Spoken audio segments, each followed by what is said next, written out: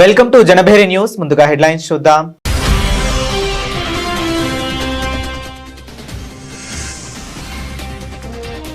న్యూజిలాండ్లో 16 ఏళ్లలోపు పిల్లలకు social media నిషేధం. పార్లమెంట్లో కొత్త బిల్లు.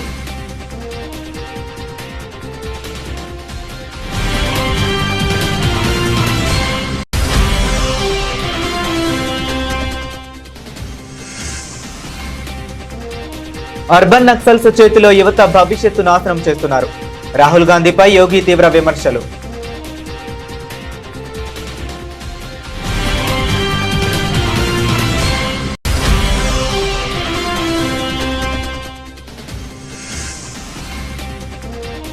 తమిళనాడు అసెంబ్లీలో సీఎం విజయ్ సంచలన ప్రకటన. మహిళలు, ట్రాన్స్జెండర్లకు అన్ని ప్రభుత్వ బస్సుల్లో ఉచిత ప్రయాణం.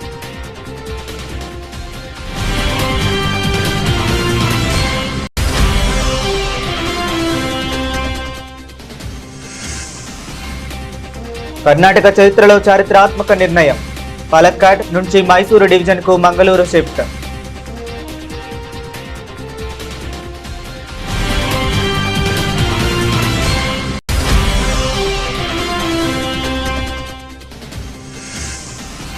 జార్ఖండ్లో రెండో విడత ఉద్యమం.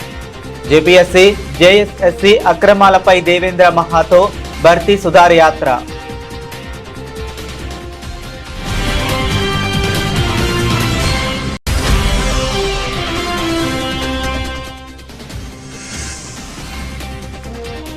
వర్షపు నీటిలో ఈదులాడుతున్న దేశ రాజధాని. ఢిల్లీలో స్తంభించిన జలమయం అయిన వీధులు.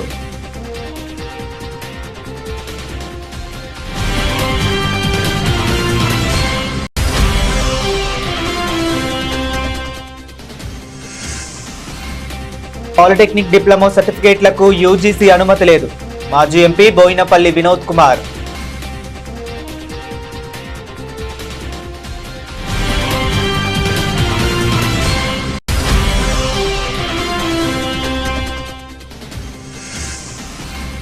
ఏలూరు జిల్లాలో నాన్ జిఎంఓ విత్తనాల విడుదల. గవర్నమెంట్ సంస్థ ఎండీని అభినందించిన ఉపరాష్ట్రపతి.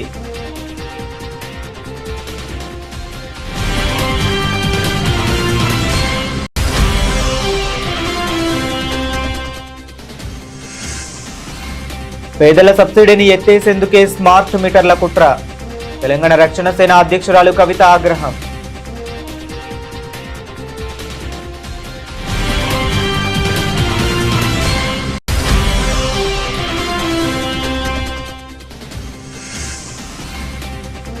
నన్ను ఎంత ఇబ్బంది పెట్టినా నా గొంతు నొక్కవేయలేరు. చంద్రబాబుకు జోగి రమేష్ ఘాట్ హెచ్చరిక.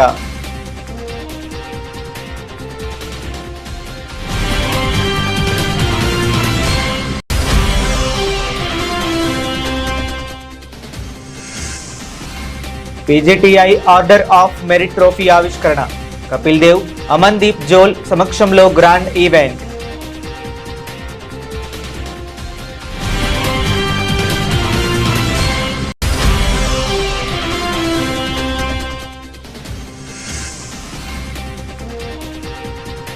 రెండు వారాల తర్వాత లాభాలు. సెన్సెక్స్, నిఫ్టీ దూకుడు.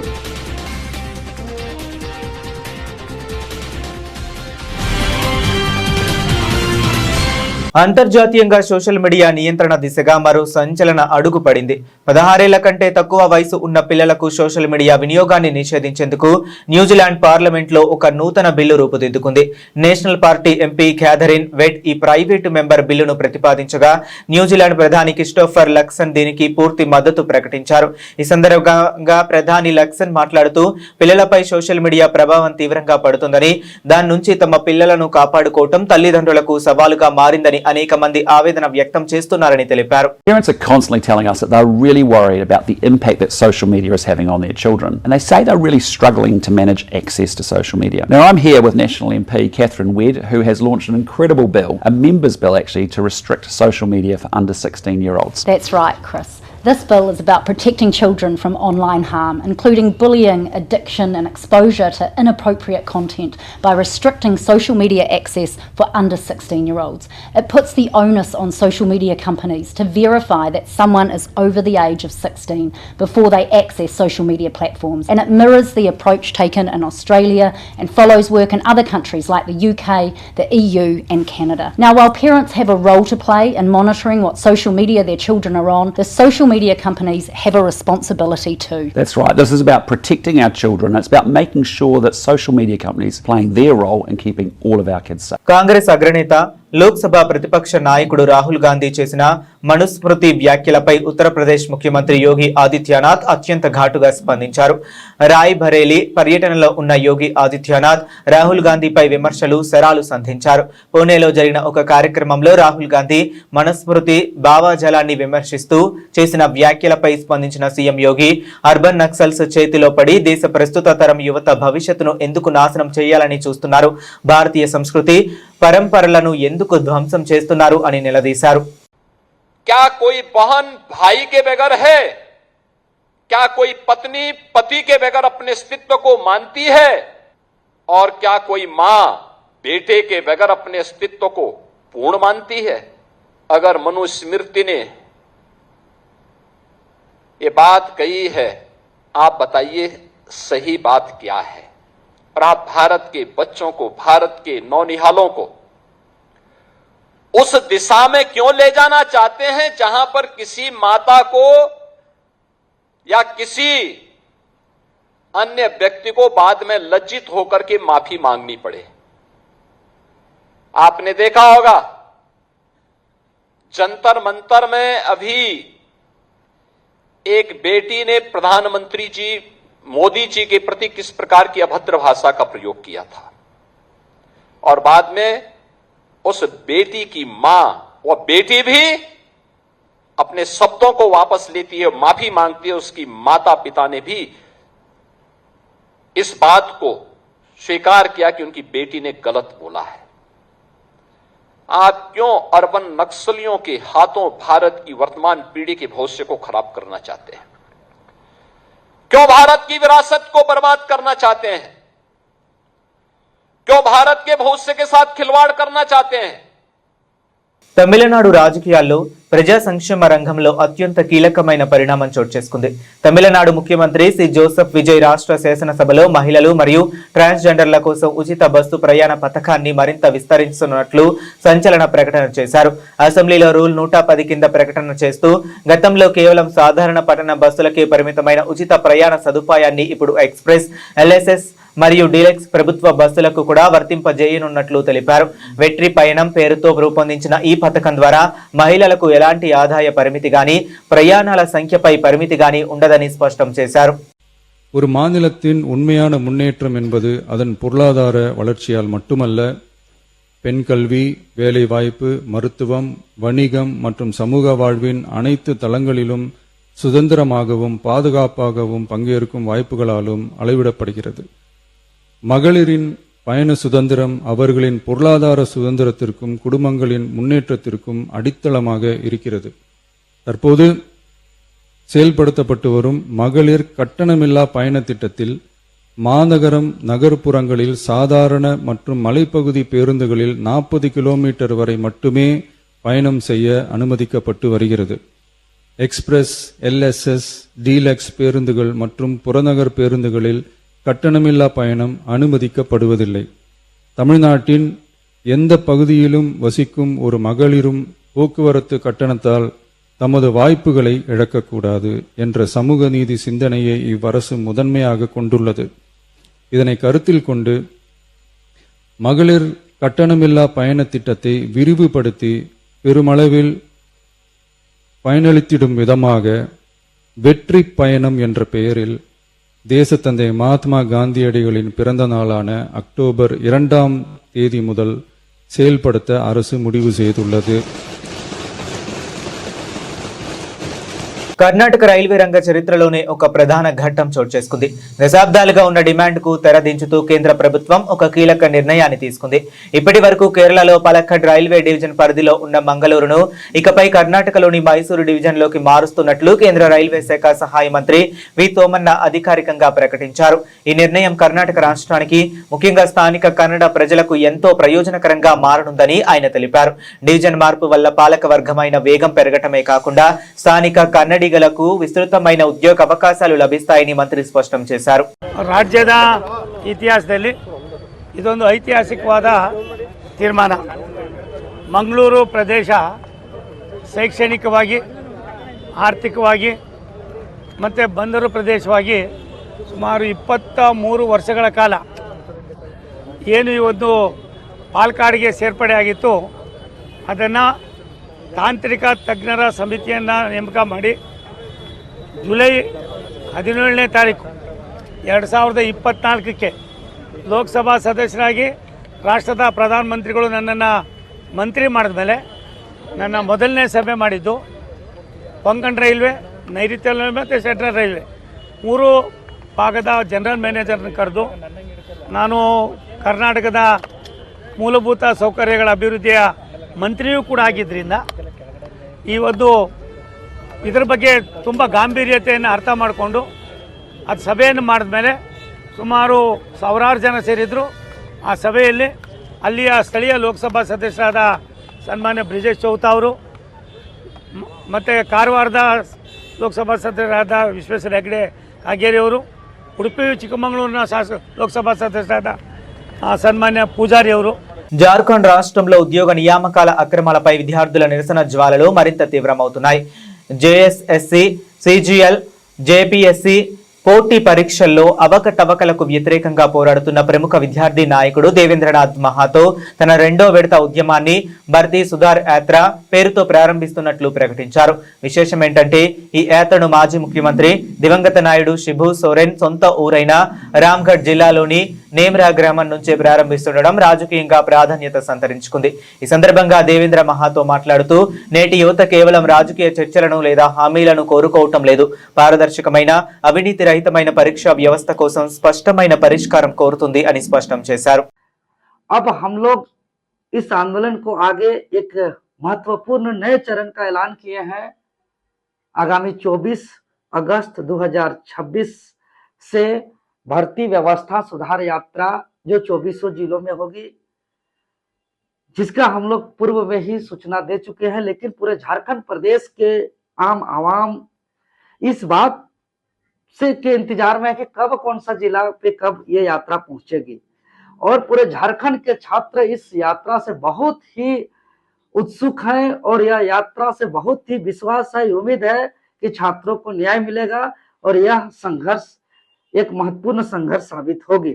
तो मैं तमाम झारखंड वासियों को सूचित करना चाहता हूं कि यह 24 अगस्त 2026 यानी दिन सोमवार को सुबह 11 बजे दिसुम गुरु शिबू सोरेन जी के पैतृक आवास नेमरा के लुकिया टाड़ में स्थित दिसुम गुरु शिबू सोरेन जी के प्रतिमा स्थल से वरिष्ठ सम्मानित पहान की उपस्थिति में झारखंड के तमाम आंदोलनकारियों को, शहीदों को नमन करते हुए राष्ट्रगान के साथ, मांदर के धुन के साथ और एक सकुआ का पौधा, वृक्ष का पौधा लगा करके पारंपरिक रीति रिवाज के अनुसार इस भर्ती व्यवस्था सुधार यात्रा का शुभारंभ किया जाएगा. దేశ రాజధాని న్యూఢిల్లీలో కురిసిన భారీ వర్షం నగర వాసులను తీవ్ర ఇబ్బందులకు గురిచేస్తుంది. ముఖ్యంగా దక్షిణ ఢిల్లీలోని సంగం విహార్ ప్రాంతంలో రహదారులు, చెరువులను తలపిస్తున్నాయి. కుండపోత వర్షం కారణంగా నిలిచిపోయిన మోకాళ్లలోతు నీటి గుండా విద్యార్థులు, స్థానికులు తీవ్ర ఇబ్బందులు పడుతూ రాకపోకలు సాగిస్తున్నారు. డ్రైనేజీ వ్యవస్థ సరిగ్గా లేకపోవడంతో వర్షపు నీరు రోడ్లపైనే నిలిచిపోతుందని, ప్రతిసారి వర్షం పడినప్పుడు ఇదే పరిస్థితి ఎదురవుతుందని స్థానికులు తీవ్ర ఆగ్రహం వ్యక్తం చేస్తున్నారు. పాఠశాలలకు వెళ్లే చిన్నారులు, ఉద్యోగులు ఈ జల దిగ్బంధంలో చిక్కుకుని తీవ్ర నరకయాతన అనుభవిస్తున్నారన్నారు. రహదారులపై భారీగా నీరు చేరడంతో పలు ప్రాంతాల్లో ట్రాఫిక్ తీవ్రంగా స్తంభించిపోయింది. మున్సిపల్ అధికారులు తక్షణమే స్పందించి నీటిని తొలగించే ఏర్పాట్లు చేయాలని, శాశ్వత డ్రైనేజీ పరిష్కారం చూపాలని సంగం విహార్ ప్రజలు డిమాండ్ చేస్తున్నారు. తెలంగాణలో పాలిటెక్నిక్ విద్యార్థుల ఆందోళనలు రోజురోజుకి ఉధృతమవుతున్నాయి. ప్రభుత్వం తీసుకువచ్చిన జీవో 97ను తక్షణమే రద్దు చేయాలని డిమాండ్ చేస్తూ గత 10 రోజులుగా విద్యార్థులు రాష్ట్ర వ్యాప్తంగా ధర్నాలు నిర్వహిస్తున్నారు. రాష్ట్రంలోని పాలిటెక్నిక్ కాలేజీలను స్కిల్స్ యూనివర్సిటీకి అఫిలియేట్ చేయడాన్ని విద్యార్థులు తీవ్రంగా వ్యతిరేకిస్తున్నారు. ఈ నిర్ణయం వల్ల తమ విద్యా భవిష్యత్తు ప్రశ్నార్థకంగా మారుతుందని ఆందోళన వ్యక్తం చేస్తున్నారు. ఈ అంశంపై బీఆర్ఎస్ నాయకుడు మాజీ ఎంపీ బోయినపల్లి వినోద్ కుమార్ తీవ్ర స్థాయిలో స్పందించారు. ప్రభుత్వం మొండి వైఖరి వీడి పాలిటెక్నిక్ విద్యార్థుల భవిష్యత్తును కాపాడాలని, తక్షణమే జీవో 97ను ఉపసంహరించుకోవాలని వినోద్ కుమార్ డిమాండ్ చేశారు. గత 10 రోజుల నుండి తెలంగాణ రాష్ట్రంలో పాలిటెక్నిక్ స్టూడెంట్స్ వీళ్ళంతా కూడా స్ట్రైక్ చేస్తున్నారు.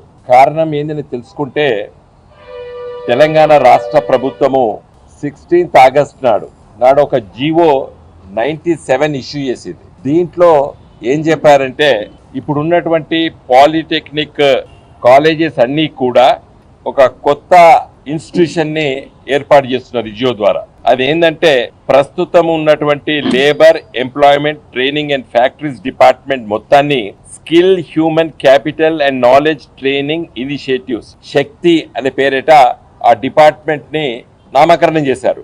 అంటే రీనేమ్ చేశారు.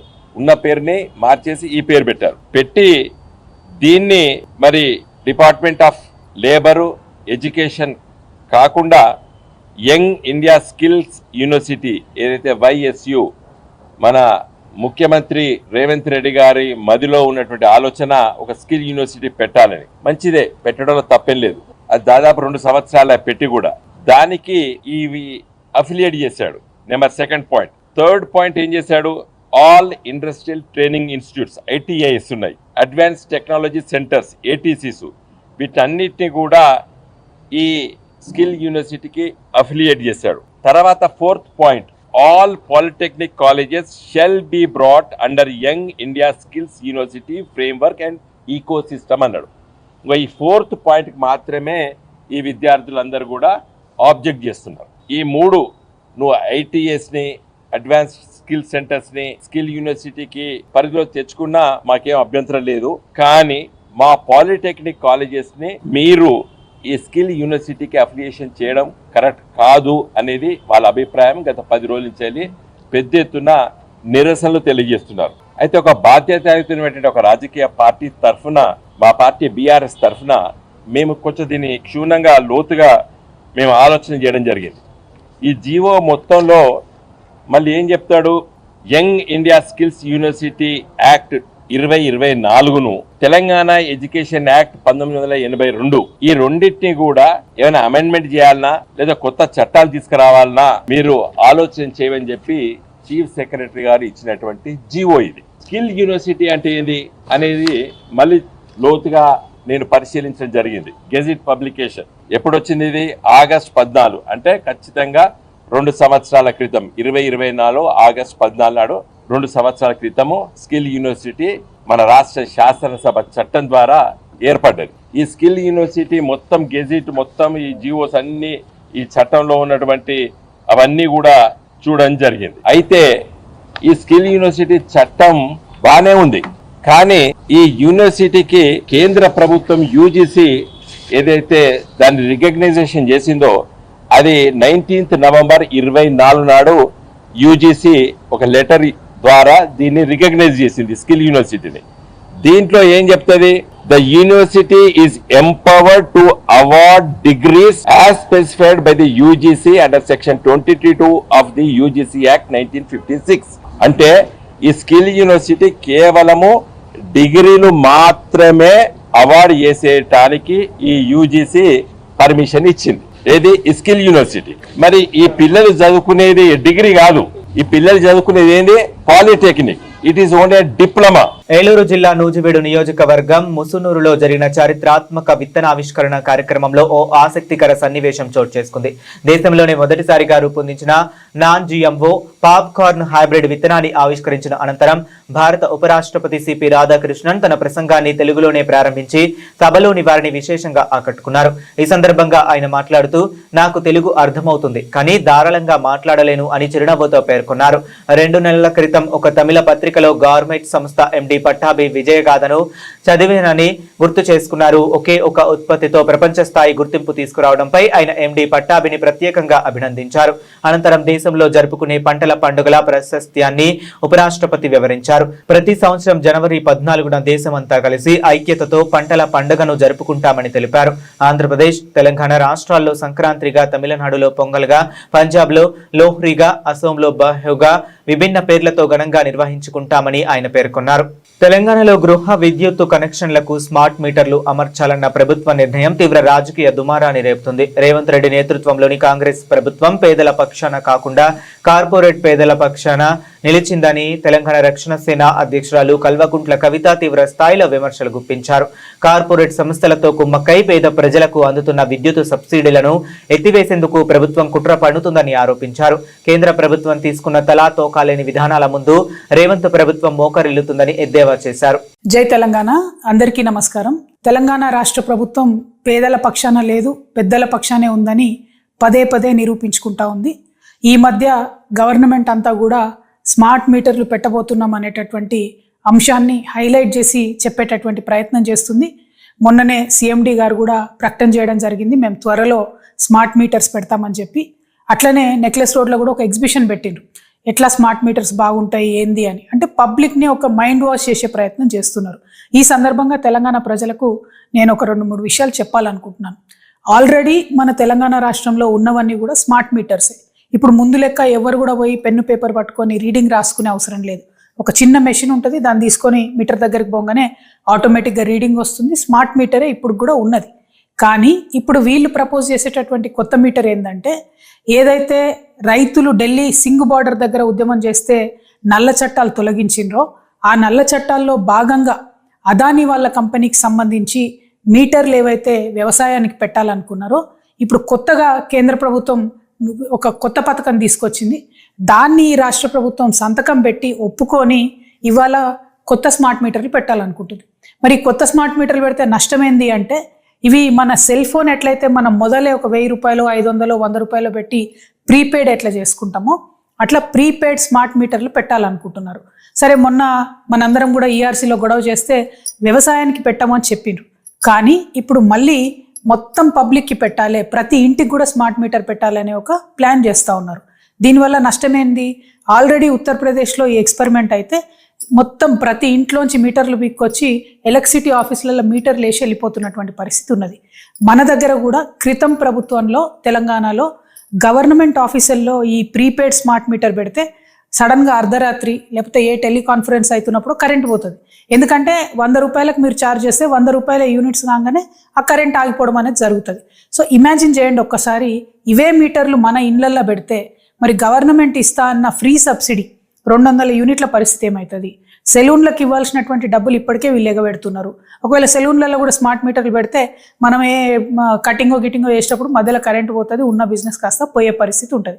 అంటే అల్టిమేట్గా కాంగ్రెస్ ప్రభుత్వం, రేవంత్ రెడ్డి గారి ప్రభుత్వం కేంద్ర ప్రభుత్వం ముందు మోకరిల్లి వాళ్ళు తీసుకొస్తున్నటువంటి తలాతోకలైనటువంటి పథకాలను అదానీ గారి బిజినెస్ని ఎంకరేజ్ చేయడానికి మాత్రమే వీళ్ళు ఇక్కడ స్మార్ట్ మీటర్లు పెడతామని చెప్తున్నారు.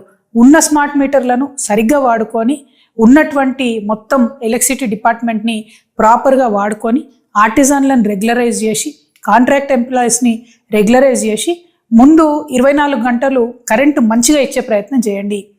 హైదరాబాద్ మహానగరంలోనే ఎప్పుడంటే అప్పుడు కరెంట్ పోయే పరిస్థితి ఉంది. ముందు దాన్ని సరి చేసుకోండి, ఆ తర్వాత కొత్త కొత్త పథకాలు ఆలోచించండి. ఎంతసేపు ప్రజల జేబులకు కత్తరేద్దామనేటటువంటి ఆలోచన తప్పితే ఈ కాంగ్రెస్ ప్రభుత్వానికి ప్రజలకు మంచి చేద్దామనే ఆలోచన కనబడతలేదు.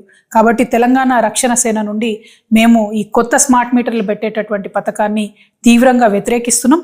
దీనివల్ల మీరు ఇస్తున్నటువంటి ఎస్సీ ఎస్టీలకు అట్లనే సెలూన్లకు సబ్సిడీ ఎత్తేయాలనేటటువంటి ఆలోచన చేస్తున్నట్టుగా కనబడుతుంది. దీన్ని మేము జరగనివ్వము, దీన్ని మేము తీవ్రంగా వ్యతిరేకిస్తున్నాము. Thank you. జై తెలంగాణ. ఆంధ్రప్రదేశ్ రాజకీయాల్లో నాయకుల మధ్య మాటల తూట, వ్యక్తిగత ఆరోపణలు మరింత ముదురుతున్నాయి. ముఖ్యమంత్రి నారా చంద్రబాబు నాయుడిని లక్ష్యంగా చేసుకుని వైఎస్ఆర్సీపీ నేత మాజీ మంత్రి జోగి రమేష్ సంచలన వ్యాఖ్యలు చేశారు. తనపై మరియు తన కుటుంబంపై రాజకీయ కక్ష సాధింపు చర్యలు జరుగుతున్నాయని జోగి రమేష్ తీవ్ర స్థాయిలో మండిపడ్డారు. అసెంబ్లీలో ఏదో అన్నారనే నెపంతో బయటకు వచ్చి కన్నీళ్లు పెట్టుకున్న చంద్రబాబుకు ఇతరుల కుటుంబాల బాధలు అర్థం కావా అని ప్రశ్నించారు. నీ కుటుంబం లాగే నాకు ఒక కుటుంబం ఉందనే విషయాన్ని గుర్తుంచుకోవాలి అని వారు వ్యాఖ్యానించారు. తమ నివాసాలు, కుటుంబ వ్యవహారాలను రాజకీయంగా వాడుకుంటూ తీవ్ర ఇబ్బందులకు గురి చేసే ప్రయత్నం జరుగుతుందని ఆయన ఆరోపించారు. అంటే మీ కుటుంబాలేమో కుటుంబాలా, మా కుటుంబాలు కావా చంద్రబాబు నాయుడు గారు? నిన్నంటేనేమో అన్నారో లేదో తెలియదు, గిలగలా కొట్టుకొని ఏడ్చి బయటకు వచ్చావే. మేము దయచేసి అడుగుతా ఉన్నా, ఐటీడీపీ ద్వారా వ్యాపారం చేశారే, ఐటీడీపీ ద్వారా తెలుగుదేశం పార్టీ ద్వారా కొన్ని ఛానల్స్ని హైయర్ చేసుకున్నావే. హైయర్ చేసుకొని నెల రోజుల పాటు పీఆర్పీ రేట్లు పెంచుకొని నా కుటుంబం మీద వ్యక్తిగతంగా వ్యాపారం చేసి అన్నం తింటున్న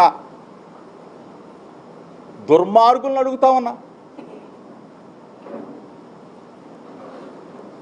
రాజకీయంగా ఎదుర్కో, రాజకీయంగా రా. 2 సంవత్సరాల 3 నెలల పాటు నువ్వు అధికారంలోకి వస్తే, మొట్టమొదటి నువ్వు అధికారంలోకి వచ్చిన తర్వాత 2 నెలలకే నా కుమారుడు రాజీవ్ని అరెస్టు చేయించావే, జైల్లో పెట్టించావే. అయినా దడవలా. చంద్రబాబు నాయుడు ఇంటి దగ్గర ధర్నా చేశానని చెప్పేసి సుప్రీంకోర్టు దాకా వెళ్ళి జోగి రమేష్ని అరెస్టు చేయాలని చెప్పేసి తపన పడ్డావే. అయినా దడవలా.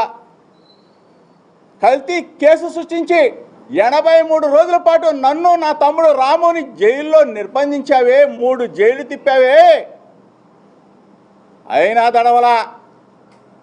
జైలు నుంచి బయటకు వచ్చా, మరలా ప్రజా సమస్యల మీద చంద్రబాబు నాయుడు ఇంటికి వస్తానని చెప్పా, దడవలా. కానీ జోగి రమేష్ గొంతు నొక్కాలా. జోగి రమేష్ గొంతు నొక్కినా, పేక పిసికినా ఈ గొంతు ఆగదని చెప్పేసి చంద్రబాబు నాయుడికి, లోకేష్కి ఇద్దరికి చెప్తా ఉన్నా.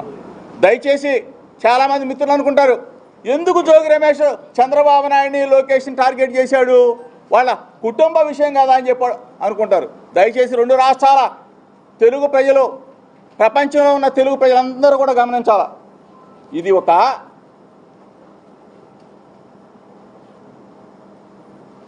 కథ, స్క్రీన్ ప్లే, డైరెక్షన్, యాక్షన్ అందరూ కూడా ఎవరనేది ఈ ప్రపంచానికి తెలుసు. ఎఫ్ఐఆర్లో పొందుపరిచిన అంశాలన్నీ కూడా ఒక్కసారి మీరు దయచేసి మీడియా మిత్రులు, రాష్ట్ర ప్రజలకి తెలియజెప్పండి. తెలుసు దాంట్లో ఉన్న విషయాల్ని. ఎక్కడికి వెళ్ళారు మీరు? ఏ విధంగా జరిగింది?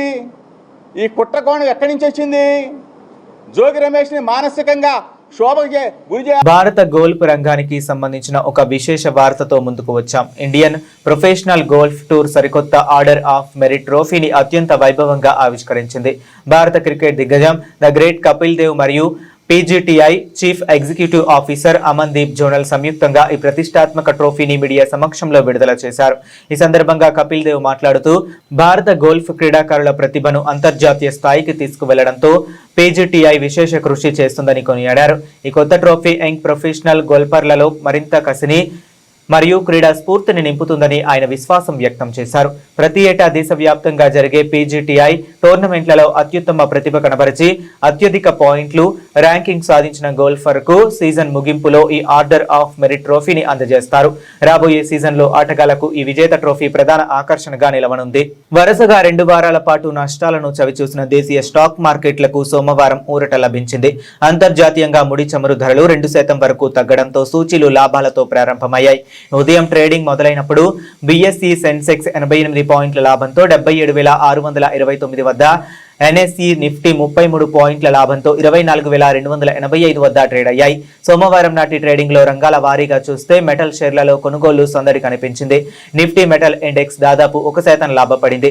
అదేవిధంగా Nifty media, oil, gas, IT, auto, private బ్యాంకులు, ఫైనాన్షియల్ సర్వీసెస్ సూచీలు కూడా సానుకూలంగా కదలాడుతున్నాయి. అయితే Nifty health care, pharma, FMCG, reality రంగాల పేర్లు మాత్రం నష్టాల్లో ట్రేడ్ అవుతున్నాయి. విశ్లేషకుల అంచనా ప్రకారం సమీప భవిష్యత్తులో నిఫ్టీ 24,200 నుంచి 24,600 పాయింట్ల మధ్య పరిమిత శ్రేణిలో కదలాడవచ్చు. దేశీయ ఆర్థిక వ్యవస్థ బలంగా ఉండడం, కంపెనీల ఫలితాలు మెరుగ్గా ఉండడం మార్కెట్కు మద్దతు ఇస్తున్నప్పటికీ అధిక ముడి చమురు ధరలు, అంతర్జాతీయ ఉద్రిక్తతలు లాభాలకు అడ్డుకట్ట వేయవచ్చని వారు భావిస్తున్నారు. బులెటిన్ ముగించే ముందు మరొకసారి హెడ్లైన్స్ చూద్దాం.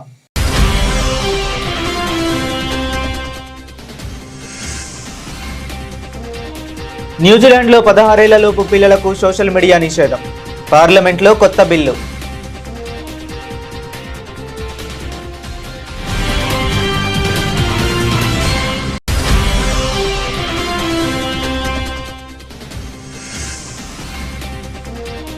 అర్బన్ నక్సల్స్ చేతిలో యువత భవిష్యత్తు నాశనం చేస్తున్నారు. రాహుల్ గాంధీపై యోగి తీవ్ర విమర్శలు.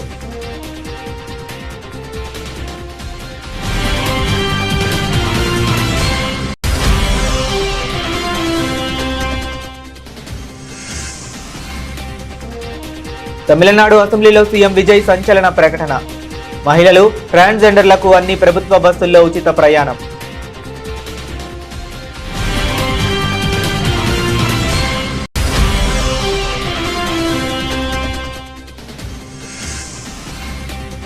కర్ణాటక చరిత్రలో చారిత్రాత్మక నిర్ణయం. పాలక్కాడ్ నుంచి మైసూరు డివిజన్కు మంగళూరు షిఫ్ట్.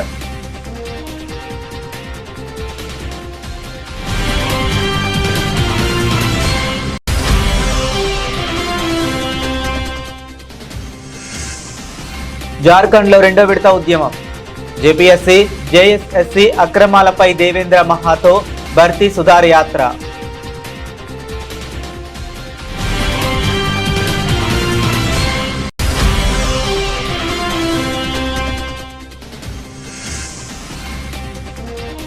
వర్షపు నీటిలో ఈదులాడుతున్న దేశ రాజధాని. ఢిల్లీలో స్తంభించిన జలమయం అయిన వీధులు.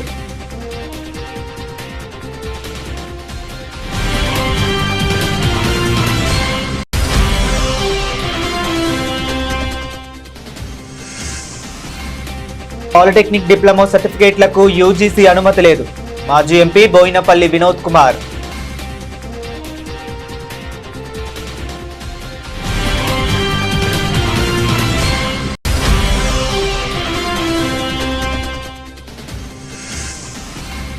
ఏలూరు జిల్లాలో నాన్ జిఎంఓ విత్తనాల విడుదల.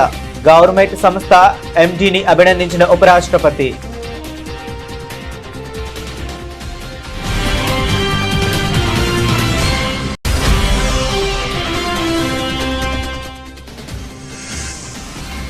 పేదల సబ్సిడీని ఎత్తేసేందుకే స్మార్ట్ మీటర్ల కుట్ర. తెలంగాణ రక్షణ సేన అధ్యక్షురాలు కవిత ఆగ్రహం.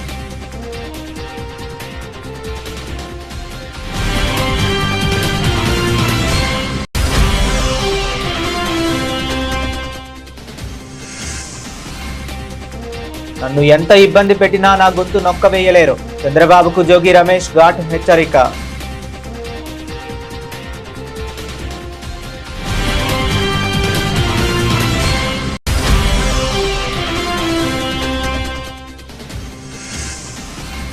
పీజీటీఐ ఆర్డర్ ఆఫ్ మెరిట్ ట్రోఫీ ఆవిష్కరణ.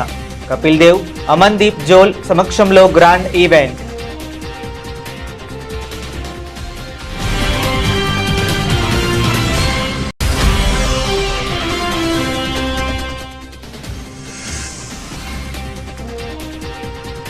రెండు వారాల తర్వాత లాభాలు. సెన్సెక్స్, నిఫ్టీ దూకుడు.